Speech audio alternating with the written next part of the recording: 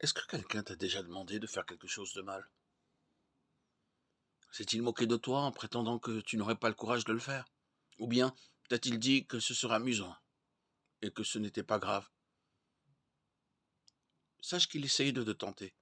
Que faut-il faire quand on nous tente? Faut-il céder et faire ce qui est mal? Ça ne plairait pas du tout à Dieu. Par contre, qu'il serait bien content si ce n'est le diable, Satan. Satan est l'ennemi de Dieu, et le nôtre aussi. Puisque c'est un esprit, nous ne le voyons pas, mais lui, il nous voit. Un jour, il a essayé de tenter Jésus, le grand enseignant. Voyons comment Jésus a réagi. Comme ça, nous saurons ce qu'il faut faire quand nous aussi nous sommes tentés. Nous le savons bien, Jésus voulait toujours faire la volonté de Dieu.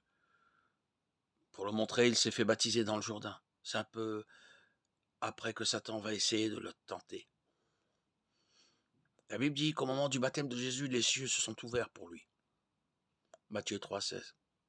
Ça signifie peut-être que Jésus a commencé à se souvenir de toute sa vie au ciel, avec Dieu. Une fois baptisé, Jésus part dans le désert pour réfléchir à ses souvenirs qui lui reviennent. Il y reste 40 jours, 40 nuits.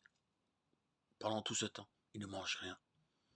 Il finit donc par avoir très faim. C'est encore alors que Satan en profite pour essayer de le tenter. Il dit à Jésus, si tu es le Fils de Dieu, dis à ces pierres qu'elles deviennent des pains. Du pain, quel délice. Mais Jésus est-il capable de changer des pierres en pain? Bien sûr, il est le Fils de Dieu et il possède des pouvoirs extraordinaires. Est-ce que tu aurais transformé une pierre en pain si le diable te l'avait demandé? Jésus a très faim. Serait-ce si grave que ça s'il faisait ce miracle juste une fois? Jésus sait qu'il serait mal d'utiliser ses pouvoirs de cette façon.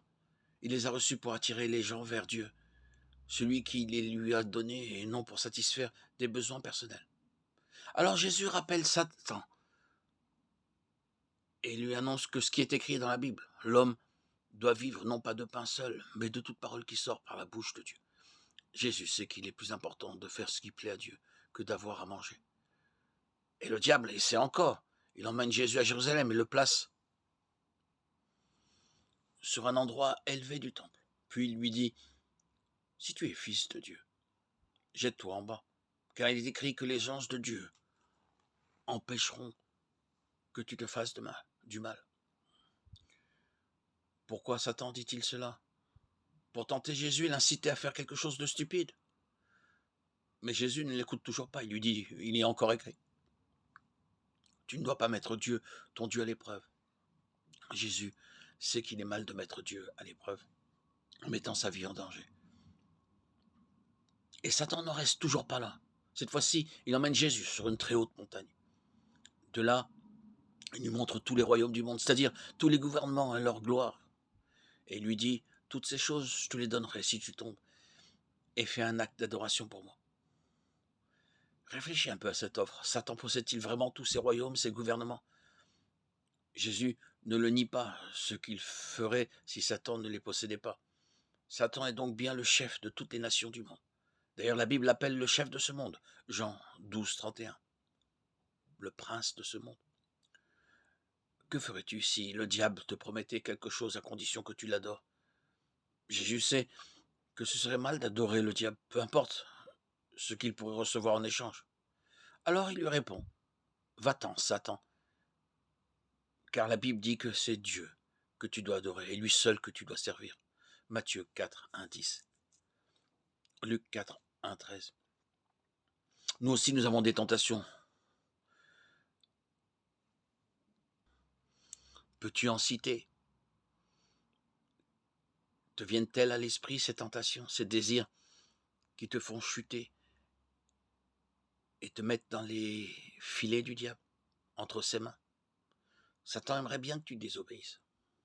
Rappelle-toi, Jésus lui aussi, il avait très faim, mais il savait qu'il était plus important de plaire à Dieu que de manger. En obéissant à Dieu, tu imites Jésus.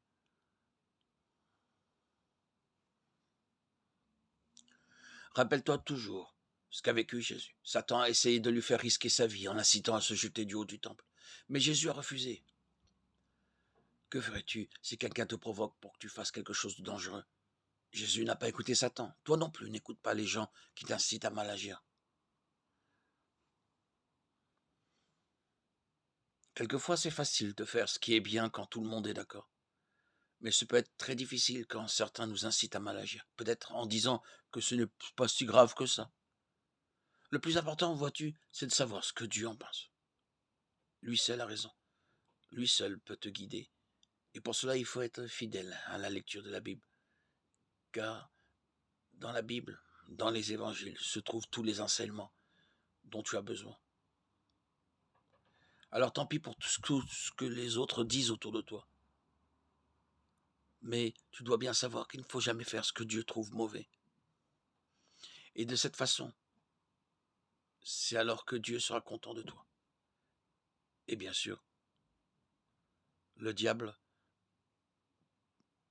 pourra être chassé de ton cœur et de ton esprit.